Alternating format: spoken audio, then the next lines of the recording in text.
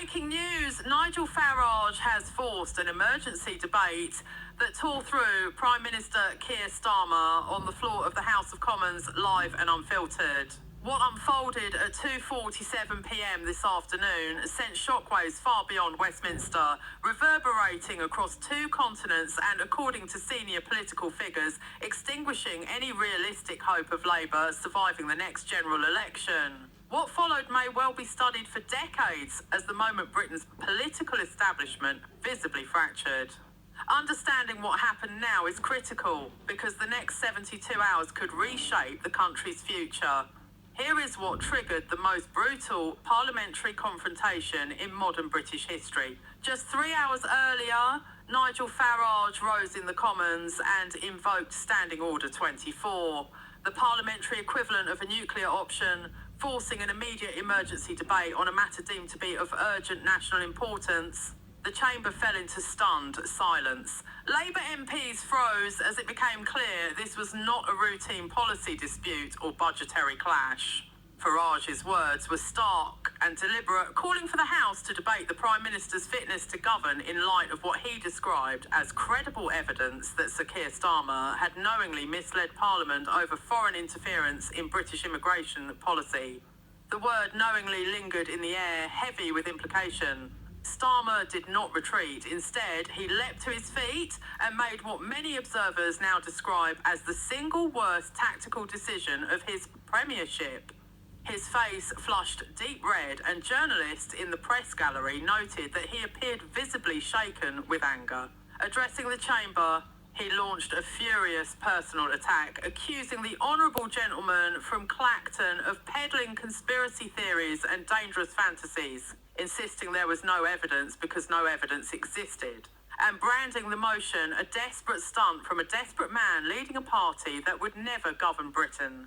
The outburst was raw, emotional, and immediately damaging. Farage did not react. He stood calmly, a manila folder in his hand, almost smiling. When he rose to respond, his tone was measured and devastating. Addressing the Speaker, he said he possessed documents obtained through Freedom of Information requests that told a very different story, asking why the Prime Minister's office had met European Union migration officials 17 times in the past 6 months, why those meetings were never disclosed to Parliament, and why leaked emails showed discussions about migrant quotas that were never announced to the British public. The reaction was instantaneous. Conservative benches erupted in cheers, while Labour backbenchers sat in stunned silence. Within minutes, the Speaker granted the emergency debate. By 3:12 p.m, the gavel had fallen and Sir Keir Starmer had walked straight into a political trap of his own making. As Westminster descended into chaos, the wider country watched with growing fury. British pensioners who worked for decades and paid into the system throughout their lives are struggling to heat their homes this winter. Yesterday morning, outside a food bank in Sunderland, 71-year-old widow Margaret Wilson spoke through tears. Her husband served in the Falklands. She worked as an NHS nurse for 38 years. Now she says she must choose between heating and eating because her pension covers neither. She told reporters she gave everything to her country and feels invisible, while those who cross the channel are housed in hotels with 3 meals a day. At the same time, British veterans are sleeping rough on London streets. While illegal migrants receive full medical care, taxpayer-funded legal support and accommodation costing an estimated £7 million per day. According to leaked Home Office figures, heated rooms, regular meals, mobile phones and cash allowances now exceed what many British pensioners receive. The contrast has become so stark, so morally corrosive, that even lifelong Labour voters are abandoning the party in unprecedented numbers.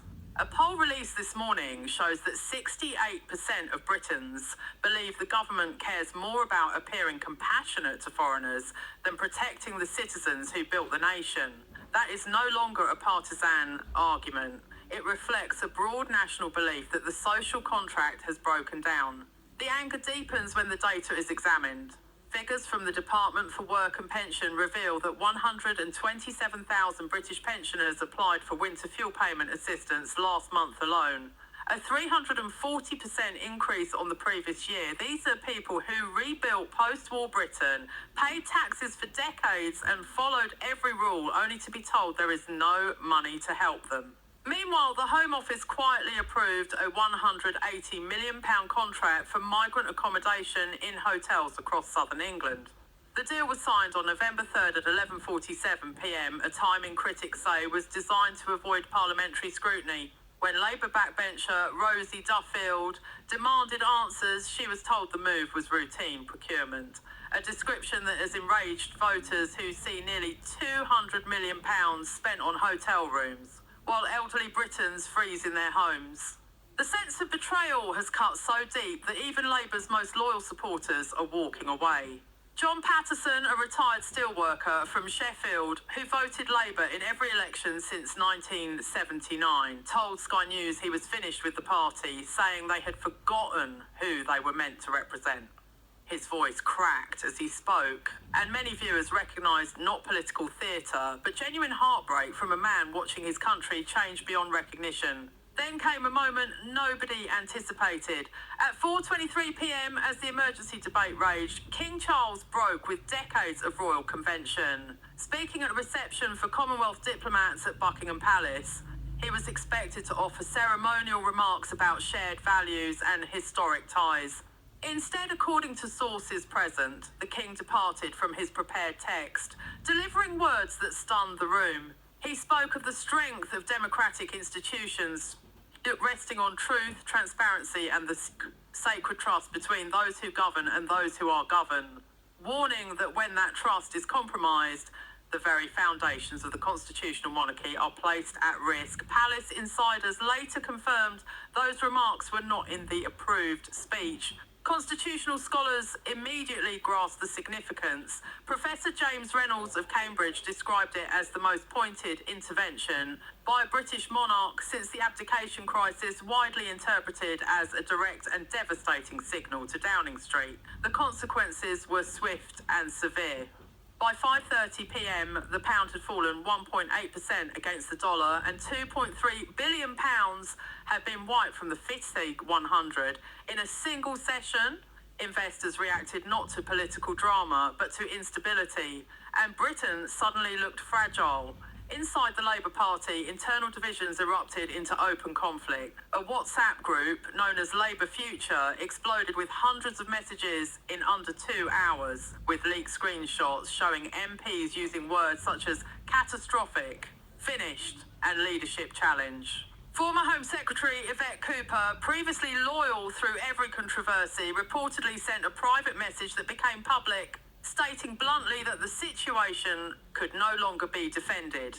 7 junior ministers requested emergency meetings with the chief whip, not to discuss policy, but succession. Online, the hashtag #ShameStarmer trended globally for 6 consecutive hours, fueled by viral clips of the Prime Minister's furious Commons outburst, dissected and mocked faster than Labour's communications team could respond.